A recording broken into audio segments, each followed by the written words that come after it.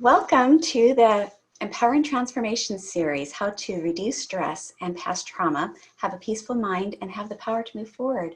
Today, I have Carolyn Cooper with me, and I greatly appreciate her time with us today. Carolyn loves helping people connect with their own innate healing powers by making complex ideas less woo-woo and more accessible. Using this grounded approach, she has been a trailblazer in the energy healing movement since 1996.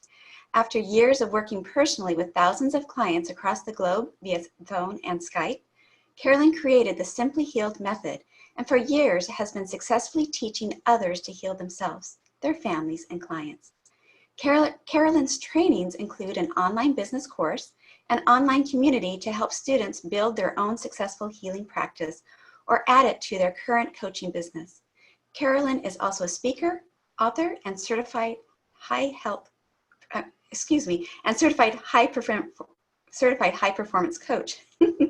But her favorite hats to wear are wife, mom, and G-mama. Oh, Carolyn, thank you so much for your time with us today. I appreciate it so much. Oh, thanks, Laura Kay. I'm happy to be here. Oh, happy to hear that. So how about we start with you telling us how you got started with Simply Healed? Well, I was raised, my dad was a chiropractor, so I've always been open to alternative, is that the word? Complementary? Yeah. Ways of healing, natural is the word I like to use, natural ways of healing. And I don't remember my dad doing, like my dad didn't teach me a lot of energy things, but he taught me that the body always responds, you know, that our thoughts create our feelings, and by changing our thoughts, we can change so many things in our physical body and in our what we bring into our life and what we create in our life, and just how that helps us feel emotionally. And yeah, so I was kind of raised with that kind of thinking that we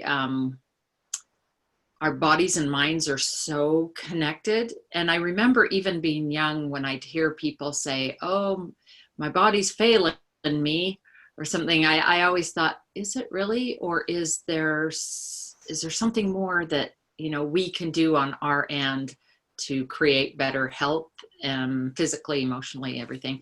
So just, I always had that in the back of my mind as I grew up. And as a young mom, I'd studied tons of personal development, self-help, and all of that, because I just love that arena. And then I started learning about energy, and I started working with friends and family, and they would have remarkable results. And I noticed, oh, I get pictures in my head when I'm working with someone. I kind of learned how to be still and listen and feel into it, and feel like you can feel when there's resistance, or you can feel when it's a smooth flow. And yeah, it was just kind of a learning journey. And then I had clients who started asking me, can you teach me that? Can you teach me? And I'm like, I don't know, because I didn't know if it was something special I had, or I believed anybody could do it, but I wasn't quite sure how I'd be able to teach. And then I had a kind of a spiritual experience one night that I won't go into, but it told me, yeah, you need to be teaching this. Like, people need to learn how to do this. So that was about 2006, and I set up a class, and 12 people came to the class, and they actually got it, and they could do it. And they're like, yeah, we understand what you're telling us. I'm like, oh, okay, because it was just pictures in my head. This can be taught. Yeah, and it's just grown from there. So I've been teaching and certifying people in Simply Healed ever since. How wonderful. Yeah. So, you know, when you say that you see the pictures in your mind, is that how you find that you get intuition in other ways as well? Like when you're trying to tune in for guidance about things, or was it just in this specific aspect when you were working with different clients and such? Oh, that is such a great question. Um, Usually I get asked, had you always had that gift your whole life, like as a kid? And I think I did, but I didn't notice. I didn't pay attention to it. Personally, I'm a prayerful person. So I feel into, how does that feel in my heart? What are the thoughts going on? So I connect with that a lot because I believe there's the inspiration from a higher power. In my vocabulary, that's God. And also there's an innate intuition that the wisdom of our body knows. And if you can, kind of align those two together, then hopefully you can make the right decisions in going forward. But I did notice it was a little bit different. It seemed new to me. I was used to getting answers from prayer, but when I started working on people and started noticing pictures in my head, I had to learn to interpret those a little bit. And everybody receives intuition differently. Like there's so many different ways that you can hear it or feel it or sense it. And at first I didn't believe what I was, I'd be like, oh, there's those weird cartoon pictures in my head again. I'm trying to work on somebody here.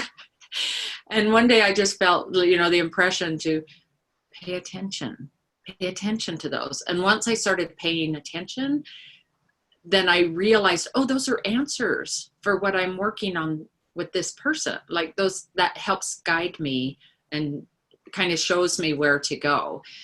And yeah, does that over answer your question? No, that's beautiful. I sometimes have explained it as you're learning to develop this gift. God is so gracious in, we are a child, like calling an elephant a doggy, because we know what a dog is, but it's really an elephant. And it'd be like, we recognize that something is there and say, okay, I see this, I need that to change. And he'll be like, yeah, I noticed that you're asking for that to change. It's not really quite the dog, but you're using your efforts, you're trying to develop your gifts, and we will help that elephant move, even though you just called it a dog. And I don't know if that makes any sense, but It does. I like it. I like the analogy.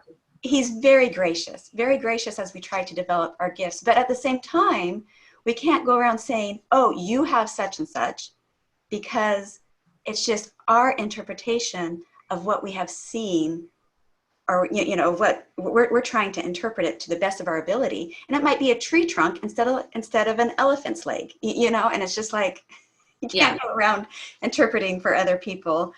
You need to be very careful about that. But yes, I agree. So, how about you explain your definition of what energy is? Because I was just saying, I feel or see things. Well, I don't have the gift of sight, but how do you explain energy? So everything is energy. Everything has a frequency, a hertz, that it resonates at. And the easiest way for me to describe it is like in an emotional sense, so that people can feel it. Like I always say, are you living above the line or below the line? Like above the line are emotions that feel good to us, like joy, peace, happiness, contentment, excitement, if it's good excitement, and then contrasting that, we've got doubt, confusion, fear, sorrow, guilt, all of those. And they're heavier because they vibrate slower, and they're heavier. And our natural spirit, we naturally connect more with those higher frequency vibrations. So whenever we're feeling, oh, I don't feel great, it's because a lot of times we're experiencing those heavier emotions. And oftentimes we can change our thought about it, and it will change it will bring the vibration, make the vibration higher. But everything has a vibration to it. So everything is energy, like the chair I'm sitting on, this laptop, as well as our emotions, our feelings, different colors. You know, there's such thing as color therapy, and there's it's just endless if you get talking about, okay, what's frequency, what's vibration, what are emotions. So just knowing that, okay, everything is energetic. And I believe that everything is created energetically, like with a thought or an idea before it's manifest physically. If we really live into that and lean into that, that helps us kind of design our lives in a way of how do you want to feel? I never ask people, what do you want to have happen? It's like, how do you want to feel? Because we never know what the situations are going to be. So with all of that said, my definition of energy work or energy healing is it's aligning the energy. I don't see myself as a healer. I see myself as just a helper and kind of, the cleaning lady. I'm just helping release any of those heavy emotions that I talked about earlier, those heavy emotions that get stuck with us, whether they're from childhood, whether they're inherited through, the ancestral DNA, whether it was something that happened last week at the grocery store, whatever it is, whatever lower emotions, I'm just helping people let go of that. If I can give you the quote of Michelangelo that says, "I saw the angel in the marble and carved until I set him free." That's how I see like the type of energy work that I do, like Simply Healed. It's not manipulating anything or changing anything. Like me, I'm not giving energy to someone. I'm just helping that person carve away the marble, because everybody's an angel. Everybody already has the light within. It's like just moving the heavy lower vibrations that have got stuck with them Right. So that the real them can shine through. Yeah. Yeah. A few seconds ago, you had mentioned about changing the thought about something, that little aspect. How do you, if your mind is racing, can't stop thinking about whatever's happening that is concerning, how do you help change the thought about something? Is there something that you can share with us about that? Well, I personally, Yeah, I what you always personally do. Yeah. Yeah, I try to get it down to one, specific. What is the main statement here that my brain is ruminating on or going over, and then I try to expand on that. Okay, but what if, and try to bring it over to a brighter side. But what if, so I usually change whatever that statement is. If it's a negative statement, if it's something that is making me not feel well, I flip it to, okay, what is a more positive way to affirm that or declare that? And as with affirmations, as you know, you always say it in present tense as if it has already happened. I'm trying to think of an example of something like, oh, this is scary. This is not going to work out.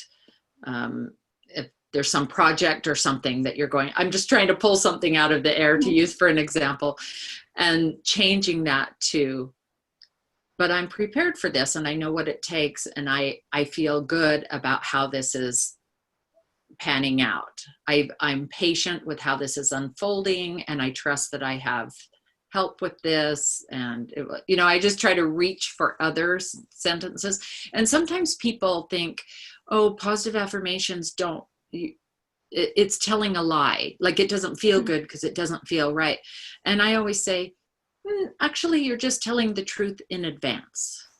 You say that's not how it's going to work out. So yeah. I like that little paradigm shift. Yeah. Truth in advance.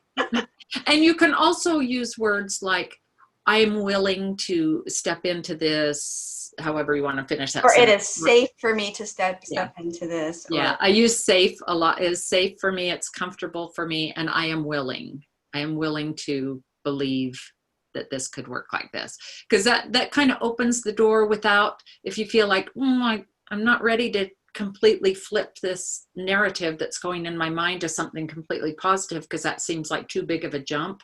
Mm-hmm. Start with some other thing. Well, what is safe for you to believe then? What does feel comfortable for you to start believing? What are you willing to start stepping into? Oh, yes, yes. It does need to sometimes be done in little stepping stools. This, I can handle this much, but I can't be here, little baby steps. Yeah, And yeah, it's yeah. so important, the thoughts that we have in our mind, whatever we focus on, we see more of. And I love the little example that shows your thoughts make a physiological change in your body. I've done meditations or visualizations where you imagine a lemon, and you just really get in there and seeing it, smelling it, and then you imagine it being in your mouth. And before you know it, your mouth is watering. It's literally making a physical change because of your thoughts. And these thoughts that we have in our head make a difference in our physical body as well as our emotional body. And we're just so, so very connected. So yeah, getting to a place where we could be comfortable doing those affirmations. That's Yeah. yeah, And yeah. also, another thought that came to my mind when you said, what do I do with that? Um, I know there's a saying that's for about meditation and quiet time that says, think of one thing to forget 1,000 things. Because years ago when I started meditating, I always thought it was, okay, clear your mind, like let go of everything. Well, I have a super busy mind, and I think probably most of us do. And it's like, clear your mind. What? And I think that's kind of impossible to like just not have anything in there. And so that saying, I think it's an old Chinese proverb, think of one thing to forget 1,000 things. So that's easier. Also, that tip might be helpful for some of the listeners, to just find something positive and focus on that, like during your meditation or during your day, if you need something to hold on to. I always tell people, get your own personal mantra, like think of a little jingle or a little sentence or something that brings you back to center and back to groundedness, and it feels good for you, and it will just be all yours, anything you want. It can be something short, but rather than just trying to, let me just find peace in my mind, that's kind of ambiguous. It's like, think of one thing that it brings your energy up and makes you feel good, like that you can Yeah. breathe through it. And yeah.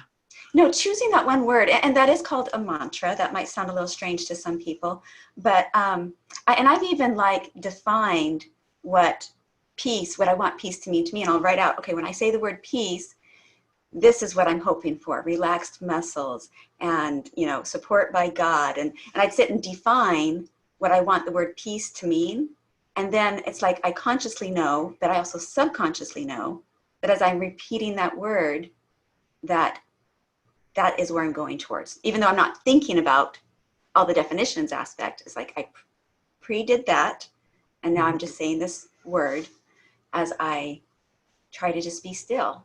And yeah. I love that.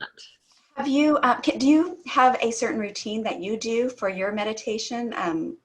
What does that look like for you? And would you feel comfortable sharing what you do to set yourself up right for the day and things like that? Yeah, I don't know if I have a certain routine. I'm not a super routine person, but I have learned that I need to be, because it actually, I think a little discipline gives me a lot of freedom. And so I've learned that about myself. I used to not really love the word discipline until I found out, the bonus is I have a lot more freedom in my day if I have a little discipline. So yeah, my morning routine, I try to always get some physical exercise. I'm a cyclist. I love bicycling. Mm-hmm. So when I first get up, like I said, I'm a prayerful person. So I'll say a prayer, and then I try to get my physical exercise in first, or else it can get pushed later in the day and then not get done. But that's really good for my brain and body, and it helps connect to my mind, body, spirit. For me, that just is helpful. Meditation, I'm not as good at that as I used to be. Like I used to like try to every single day. Now, if I can get a couple days a week, that's great. But I need to thank you for reminding me. I need to get back to the regular day. But I have a really beautiful little meditation stool that I love. And I know that sounds like a superficial No, thing. having your body feel comfortable is pretty important if you want to be Yeah, still well, for and it 5 minutes.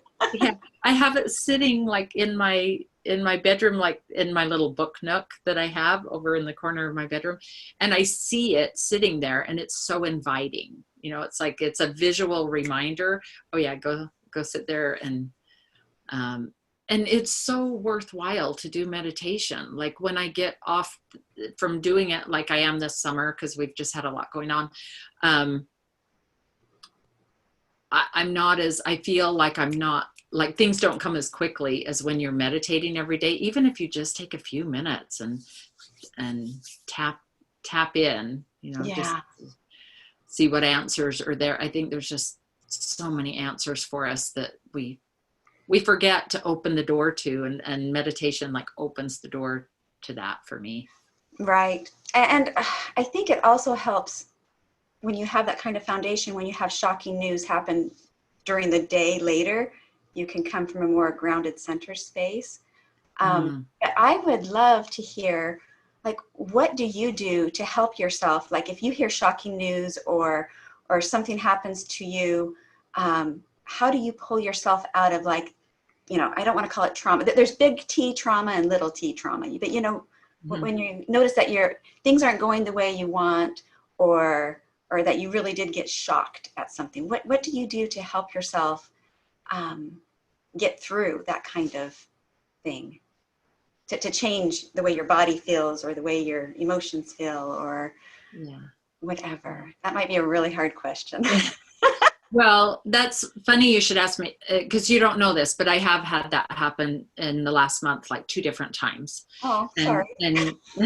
no, yeah, it's just some family things and some help things for family members, and they're private, so I don't want to, Oh, say certainly. that here. But to answer your question, I think it's just keeping the perspective of the bigger picture. Like, what is the bigger picture here? I mean, I come from the belief that this life is to learn and to grow. So it's always like, okay, what's my role in here? How can I help this person? You know, I think just seeing it from the perspective, and that's, we have the chakra system, and this is our third eye. Sixth chakra is the third eye, and being able to see the big picture. Seventh is connection with the divine. And Mm-hmm. so, trying to keep in tune so that your chakras are aligned and communicating, and also just for me, it's keeping a connection with God. And it just helps me to be able to, kind of like physically, you can see it physically, sit back and see the bigger picture of, okay, lots of lessons to be learned here. What's the best way to go forward? And trusting that I don't know what the best way to go forward is right now, and that it will be given to me, daily. Like, what's the next step here? What do we do now? I don't know. I think Yeah. that's like, I love the saying, and I heard Oprah say this actually many, many years ago, but I don't know what the future holds, but I know who holds the future. So when Oh, there's shocking news, I always think of that. It's like, I don't know the future, but I just need to be the best me I can be, and be open to, what are the impressions? What's my intuition saying? Who do I reach out to today? Just being open and allowing those things to come in. Because I think when we get really tight, when we squeeze our third eye, and get in the fear of that, I don't want to live in fear. I want to live in faith, just knowing that, okay, we're all learning lessons. How do we go forward in the yeah. best way? Yeah. My mind went to something really kind of interesting there when you're talking about the fear. Um, let's see, I'll just try and explain really quickly. When the COVID started, I had a mentor suggest that I look at a video recording of the 1912 pandemic in a way to see what America was feeling like during that time, because I had ancestors that lived through that time, and that their fear of that could still be in me, helping what I'm experiencing here be magnified because it got passed down to me, just like our genes for our physical body. Some of that aspect can be passed down. It's been shown to do that.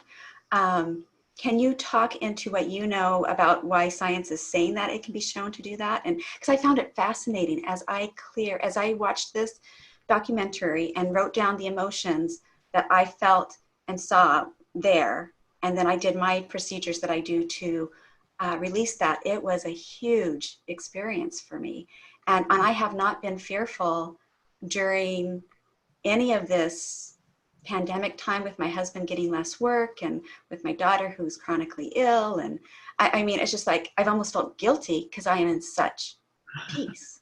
I'm like, I am so okay. But I had done some deep work to clean up this ancestral stuff and things that I had tied to it too.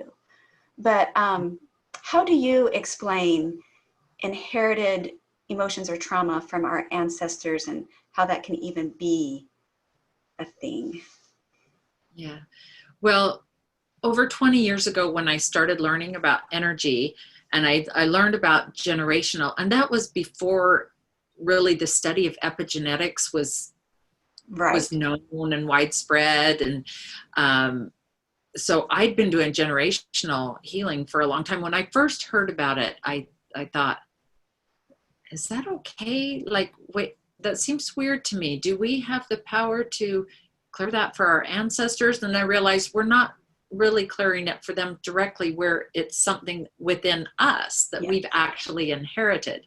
So as we clean that out, that clears out the energy both ways, back to the originator. And people always say, well, will this clear it from my kids? Well, I say we're releasing the flawed thread in the tapestry of the family tree. So what you did with what you cleared about the pandemic, you probably cleared so many other people. It was in your big. Family. It was so huge. I mean, there were times that I allowed myself to just cry. I mean, not to the wailing cry, but it was like this deep, I was experiencing very deep emotions and just huge releases. I yawn when I release. Sometimes I shake a little bit.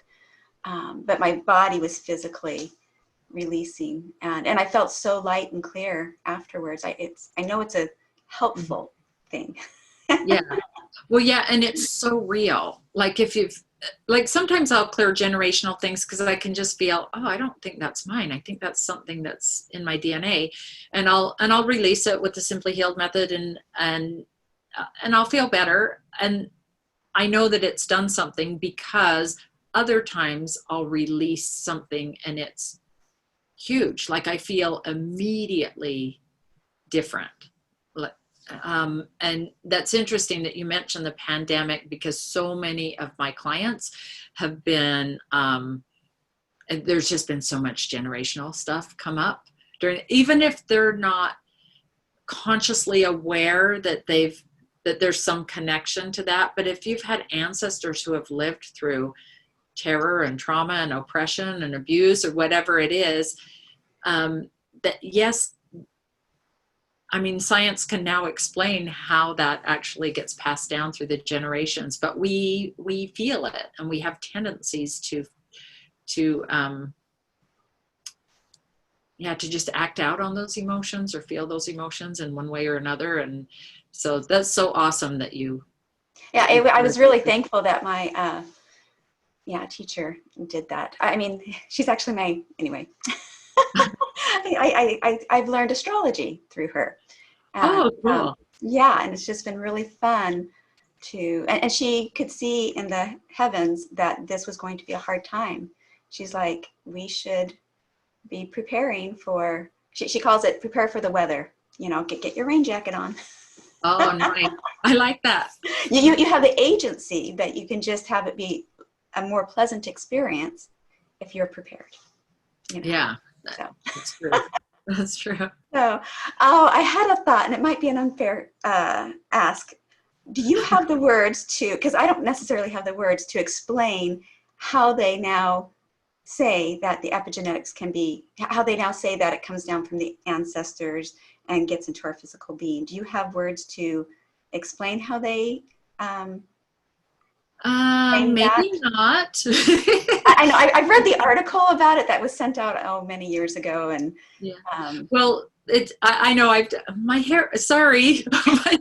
you are beautiful. People are like, would she fix her hair? Anyway, just so you know, I'm aware of it. Anyway, I have given lots of talks on this before. I actually have a webinar on it. So it's Oh, like, do I you? should be able to just like verbatim, just here's the words I say. Mhm. But in a nutshell, so the genome, epi means above. So the genome, epi is what's above that. And they found that we used to think you get what you get and you don't throw a fit. Like the genes are a fixed code, and sorry if you didn't get great ones, but woohoo if you did. But now they found that no, that can be influenced, like which genes are turned on or not can be influenced by environment, by how you were raised, even by nutrition, by so many different factors that I love the sound of that, because it's so expansive and gives us so much more flexibility than, oh, this is just my genes. Right. So so anything, like even physical things, I mean, I work with emotions and energy, but everything in the physical body is influenced by what's underneath that, at a energetic level. So even when people say, oh, this is a genetic thing that's in my family, I always think, I wonder what the energy is behind that. Because I'm not saying that, well, we can clear the energy and you're healed. I can't legally say that, and I wouldn't say that, but there's probably some kind of knotted up energy that could be released that would help your body as it's healing. Yeah. No, thank you for that, and that's wonderful that you have a webinar concerning that. Is that something that people that you'll be putting out again in the future, or if people want to reach out to you to access that and see how you support people through that? Sure. If somebody it is something that I'll be putting out again in the future. But if someone's like, hey, I want to see that, they can reach out to my office. And yeah, because I really want to help people connect to those that they resonate with and can get the support to move forward and have the healing that to help us handle the times that we are in. So we are just about out of time, and I would like to give you a chance to say anything else you would like about, you're Simply Healed, or about your gift. It's, I believe it's affirmations that you are going to be sharing with us, 239 affirmations, or if there is anything else that you would like to leave us with today. Oh, thanks. The free gift is a ebook. 239, I know it's just a random number. It's how many we came up with about health and relationships. Awesome. So if you have trouble coming up with something positive to counteract the negative thoughts, it's like, oh, here's a cute little ebook that you can look through there and find affirmations on all aspects of life. So yeah, that's my free gift. I also have a YouTube channel, just like Carolyn Cooper, Simply Healed.